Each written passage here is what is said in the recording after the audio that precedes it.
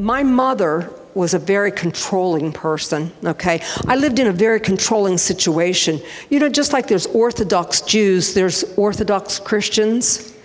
And I lived in a Christian environment that if you bought ice cream on Sunday, you were going to go to hell. If you read a newspaper on Sunday, you were going to go to hell. If you did any sewing on Sunday, you were going to go to hell. Basically, I was just going to hell, you know? I got saved. Honestly, this is the honest to God's truth. I got saved every Sunday morning, Sunday night, and Wednesday nights. And sometimes 2 times on Sunday because I went to youth group too, so I had to get saved again. Okay? Because I constantly lived in sin, and that's all I knew. No one ever stopped to tell me that there was more. So I just kept getting saved, you know? I mean, when you can't do anything, when you wake up on Sunday morning, you put a dress on, and if you take that dress off before you go to bed at night, you're going to go to hell. That's control, honey. My mother bought all my clothes for me. I never picked out any clothes. She even bought my wedding dress for me.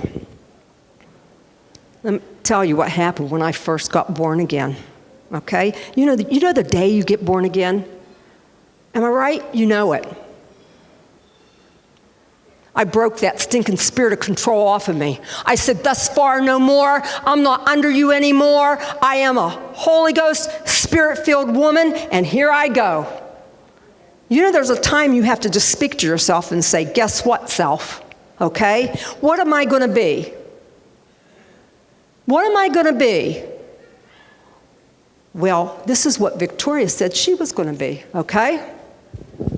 She named herself. Do you know every dignitary, as far as the king or queen, even the Pope can do this, they have the right to name themselves. And this is what she took. Victoria, by the grace of God, of the United Kingdom, defender of the faith. Listen to it. I am victory by the grace of God. I am part of a United Kingdom, and I will defend the faith.